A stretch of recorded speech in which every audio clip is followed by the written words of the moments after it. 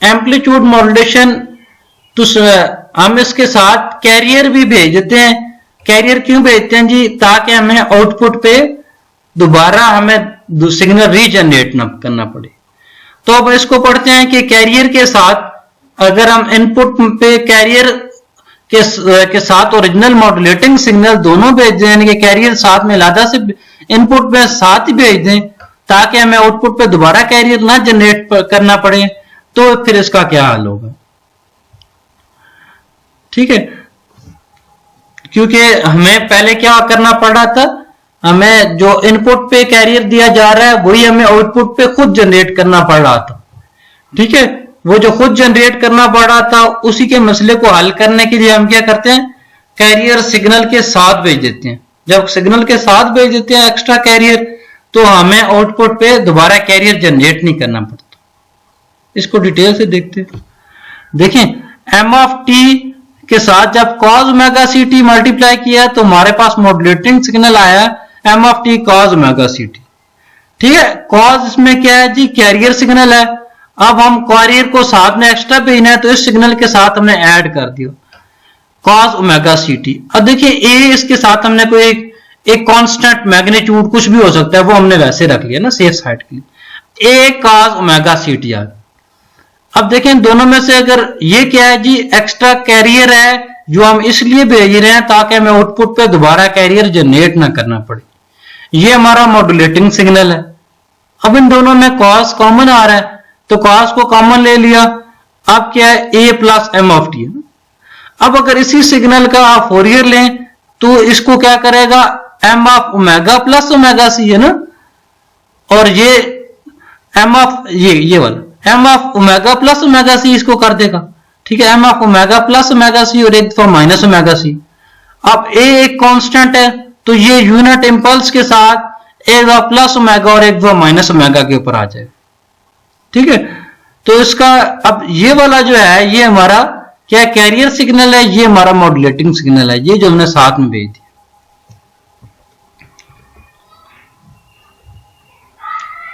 Conditions for simple envelope detection के हमने अगर एनवेलप डिटेक्शन करनी है आउटपुट के ऊपर तो उसकी सिंपल कंडीशंस क्या हो।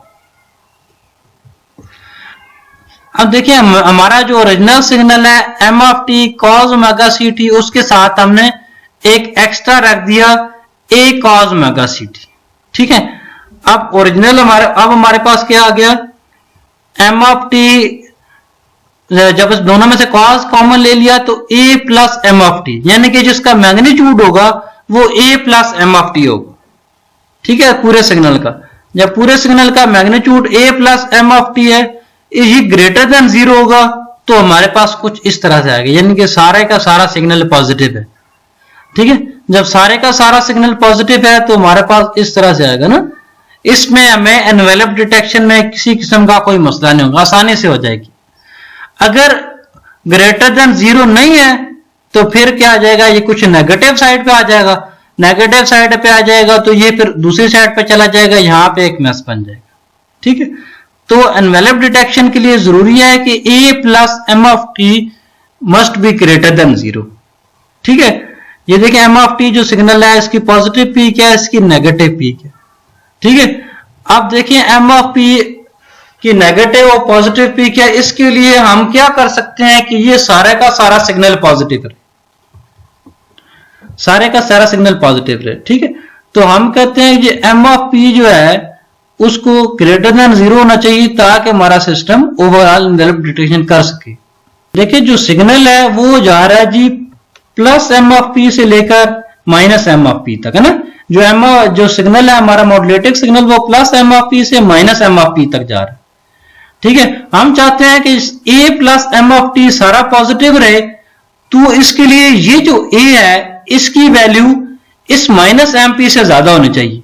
देखिए ना, अगर ये 0 से लेकर माइनस प्लस 5 से लेकर माइनस 5 तक एम ऑफ टी जो सिग्नल है वो वेरी हो रहा है, प्लस 5 से माइनस 5 तक जा रहा है, तो ए की क्या वैल्यू होगी जो सारे को पॉजिटिव करे।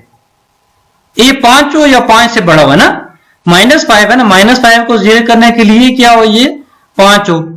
तो ए की वैल्यू एम ऑफ पी से जब बड़ी होगी तो ये वाला सिस्टम पॉसिबल होगा। तो ये सारा सिग्नल ओवरऑल ग्रेटर देन 0 होगा। ये देखिए यही चीज हमने यहां पे लिखी, A must be greater than M of P. ठीक है, जो सिग्नल है ए जो कांस्टेंट एम्पलीट्यूड है वो अगर एम ऑफ पी से ज्यादा हो, यानी कि देखे ना ये -5 से +5 तक जा रहा था तो इसका पी कितना हुआ 5। ठीक है, अगर ए की वैल्यू 5 या 5 से बड़ी हो, 5 पे हो तो ये 0 के ऊपर आ जाएगा, 5 से बड़ी हो 6 हो तो 6 में से 5 निकल जाएंगे, 1 आ जाएगा, 1 दर्जा अभी भी ऊपर है ना। तो ये कंडीशन होती है कि जो एनवेलप डिटेक्शन एक सिंपल एनवेलप डिटेक्शन के लिए जरूरी होती है।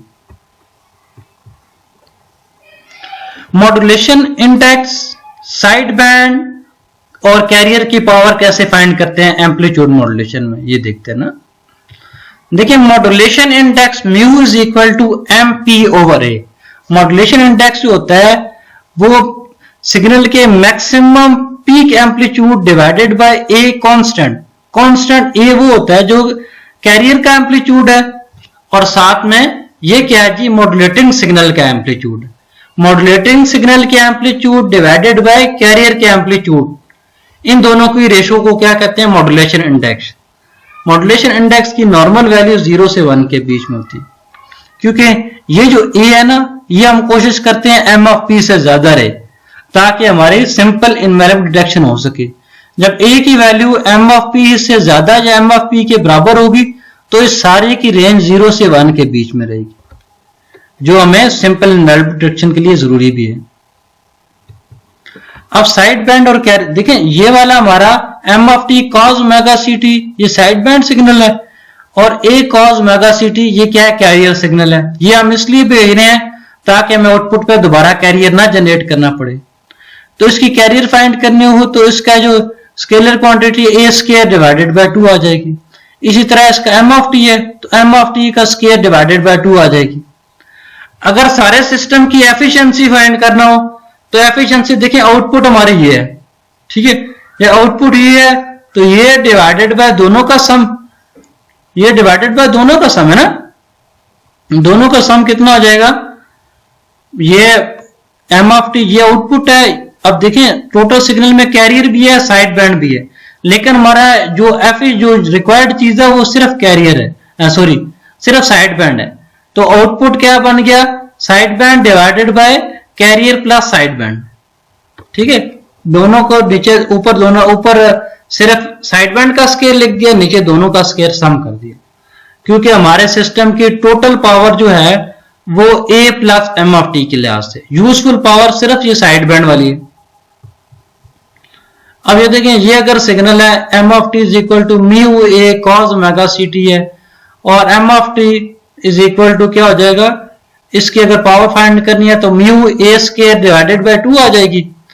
इसी तरह अगर इसकी एफिशिएंसी फाइंड करें तो ये टोटल पावर ये जो हमारी यूजफुल पावर ये है mu A square divided by 2 ऊपर रखा, नीचे हम क्या रखेंगे, नीचे हमने रखा जी सिंपली ए का square plus mu A square divided by 2। ठीक है, तो हमारी एफिशिएंसी, तो इस केस में हमारी जो एफिशिएंसी निकलेगी वो ओवरऑल 33% निकलेगी। अच्छा वैसे भी जो देखे ना इस केस में जो एम्पलीट्यूड में साथ में कैरियर भेज रहे होते हैं तो इसकी एफिशिएंसी 50% से ऊपर नहीं होती, क्योंकि देखिए ना आपने सिग्नल के साथ एक एक्स्ट्रा कैरियर भी भेज दिया। जब कैरियर भेज दिया तो आधा सिग्नल ये खा जाएगा, आधी सिस्टम ये खा जाएगा, तो टोटल एफिशिएंसी इसकी 50% से ऊपर नहीं होती। इस केस में 33% आई और म्यू की रेंज 0 से 1 के बीच में होती।